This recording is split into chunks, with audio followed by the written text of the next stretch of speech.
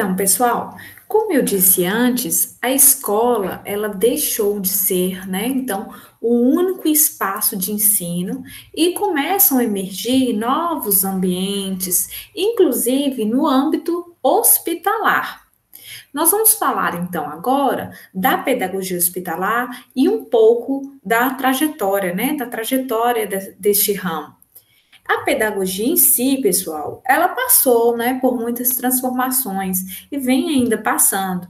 Prova disso é ver essa ciência não mais, né, como uma ciência na época lá nos tempos de Platão. Muitas mudanças ocorreram de lá para cá no que se refere, né, a currículo, quando a gente fala de currículo, de planejamento pedagógico, da ação didática mesmo em si, né, da própria prática de avaliação na aprendizagem. Tais, né, conceitos, eles foram sendo modificados e construídos agora sob uma nova perspectiva. E a noção de espaço escolar também modificou, né, gente? Também evoluiu. E aqui nós destacamos principalmente o espaço da atuação do pedagogo, né? Que a escola então passa a deixar de ser, né, esse único espaço formal de ensino e para este profissional então da educação, né, o pedagogo com atuação na pedagogia hospitalar, ele começa, então, a emergir, né, novos ambientes, inclusive ambientes que a gente poderia dizer assim, não formais. Né? Quais ambientes são esses? Eu cito para vocês algum desses ambientes, né? Os hospitais, os presídios, nós temos aí as ONGs, ou mesmo instituição de acolhimento de idoso, né, de crianças, casas de assistência aí, entre outros.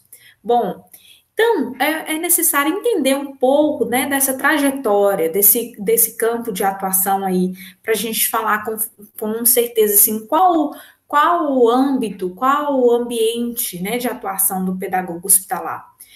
Quando a gente vai, desde uma perspectiva aí, falar, né, sobre o nascimento do hospital, né, ao percorrer essa história aí, nós podemos identificar que foi só lá no século XVIII que o hospital vem surgir como um instrumento terapêutico, né, por meio de uma nova prática e também como uma instituição destinada a curar pessoas. Então, essa era a visão, né, do hospital para essa finalidade, curar pessoas. Com isso aí, é importante a gente entender que a criança hospitalizada, né, mais que o adulto, ela necessitava, então, de atividades que a aproximassem mais do cotidiano dela e que ela pudesse, né, ser vista pela equipe médica como um ser humano, então, que carrega uma trajetória de vida, com saberes, né, específicos, fundamentais, né, enquanto pessoa e cidadã também. Então, a pedagogia hospitalar, ela é então, como eu já havia falado para vocês, uma nova ramificação, podemos dizer assim, né, da pedagogia. E ela sempre visa discutir, né, apontar a educação dentro de outro ambiente, né? E principalmente o espaço hospitalar, valorizando, garantindo, né? Como eu já falei com vocês, esse direito dessa criança enferma, que às vezes está em fase primordial de desenvolvimento, né?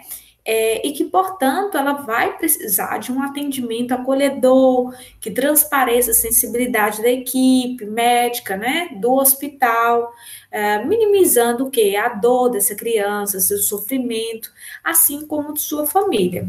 E podemos, então, dizer que é através dessa pedagogia hospitalar que o hospital é um espaço educativo, né? Então, aí, ele sofre, muda nessa concepção só de hospital como lugar de cura física das pessoas e passa, então, a ser um espaço educativo. Em que medida? Na medida em que ele oferece práticas pedagógicas de acompanhamento, né, do escolar hospitalizado, né, e a fim de que esse processo de ensino-aprendizagem ele não seja interrompido e seu direito de viver a infância, né, seja garantido.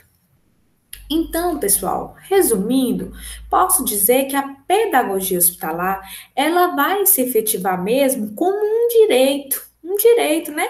Dos sujeitos aí, falando dos sujeitos aqui para nós, crianças e adolescentes que se encontram hospitalizados, consiste então numa prática educativa, né, inclusiva, ela também é focada na atenção humanizada, lembra lá que a gente já trabalhou com um conceito de humanização, de cuidado, né?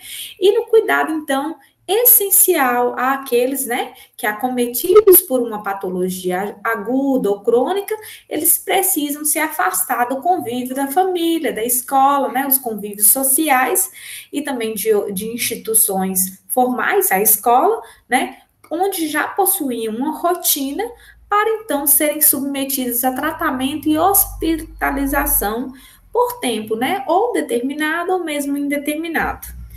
E sobre essa atenção humanizada, né, que a gente já falou, vou retomar aqui. Matos e Mugiati, um estudo de 2008, eles defendem o quê?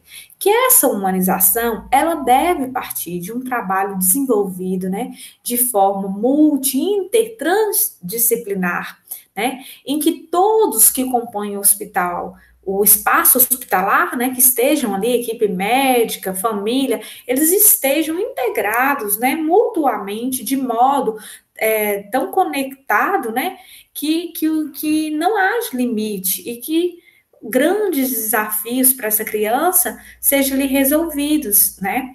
Então, essa afirmação nos faz compreender, através, né, desses autores que estudaram, que por meio, então, pessoal, da educação permanente, né, dia após dia, é possível tornar, né, humanizado o cuidado no ambiente escolar, em que profissionais, os pacientes, familiares e a própria instituição, né, estejam, sim, envolvidos nas práticas educativas permanentes, tá?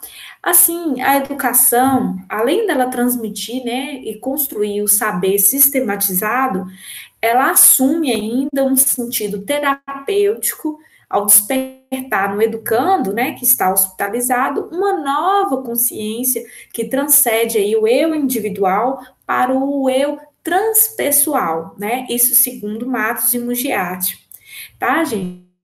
Então, o que é importante? Mais uma vez, compreender que o diálogo entre saúde e educação é possível, sim, garantir, né, na prática, o direito assegurado a toda criança, principalmente quando ela se encontra hospitalizada, gente.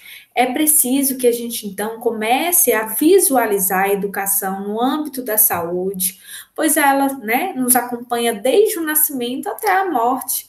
E por ser dessa forma, educação, então, é vida, a vida é saúde, e, portanto, educação e saúde estão intimamente associadas e ligadas às nossas aprendizagens enquanto sujeitos vivos.